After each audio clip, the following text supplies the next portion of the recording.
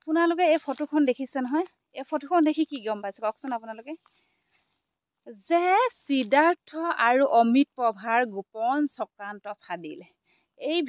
ফটোখন দেখিছে নহয় এই ফটোখন দেখি গম পাইছে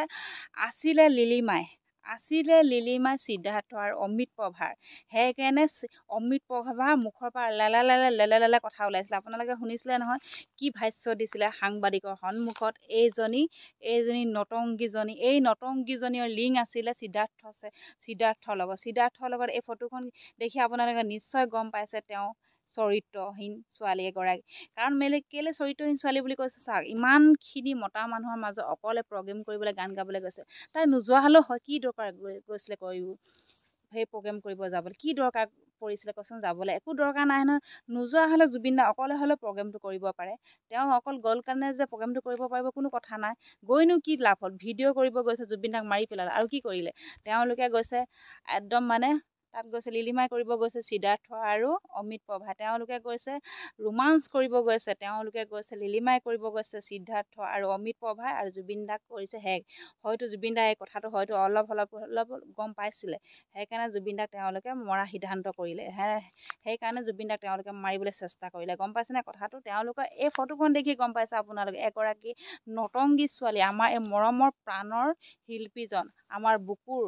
আমাৰ হিয়াৰ আমঠু জুবিন গাৰ্গক মাৰি পেলালে এই কুলক্ষণীয়া গীতা এই নৰপিশাচকেইটাই এইকেইটাক দেখিছে না আপোনালোকে এইকেইটা লিলিমাই দেখিছে না ফটোখনত চি থুই পেলাই দিম এনেকুৱা বোলে কণ্ঠশিল্পী বুলি কয় এজনীক শিল্পী বুলি কয় নেকি কওকচোন আপোনালোকে এইজনী শিল্পী বুলি কয় নেকি এজনী হৈছে চৰিত্ৰহীন ছোৱালী এইজনীয়ে সিদ্ধাৰ্থৰ লগত তাত লিলিমাই কৰিবলৈ গৈছিলে লাইন মাৰিবলৈ গৈছিলে তাত গম পাইছেনে তাৰ লগত জুবিন দাৰ লগত তেওঁ গান গাবলৈ যোৱা নাই লিলিমাই কৰিব গৈছিলে ৰোমাঞ্চ কৰিবলৈ গৈছিলে ৰোমান্টিকত গৈছে তেওঁলোকে ছিংগাপুৰলৈ গৈছে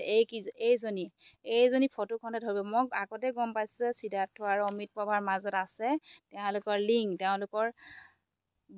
গোপন কথা চলি আছে তেওঁলোকে ফটোখনে গম পায় ফটোৱে কেতিয়াও মিছা কথা নকয় এইখন ফটো কেতিয়াও বনোৱা ফটো নহয় এইখন ফটোৱে গম পায় তেওঁলোকৰ মাজত আছে লিলিমা সেইকাৰণে জুবিন দাক আঁতৰাবলৈ চেষ্টা কৰিছিলে হয়তো জুবিন দাই কথাটো গম পাইছিলে ইয়াত বহুতো কথা আহি পৰিব কিন্তু আহি পৰিব তেওঁলোকে মাজত কিবাটো আছিলে কিবাটো মুঠতে আছিলে 100% আছিলে তেওঁলোকে তাত ইয়াত লিলিমাই কৰিব গৈছিলে যদি মোৰ ডাউট যদি সেই দিনটো যদি 19 তাৰিখৰ আগদিনা 18 তাৰিখৰ ৰাতি অমিত প্ৰভাই ক'ত আছিলে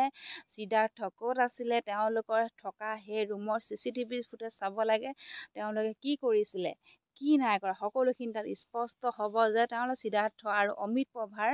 বহুতো তথ্য হয়তো ওলাব পাৰে তাত তেওঁলোকে সেইটো চাব লাগে আৰু এইবিলাক এইজনী হৈছে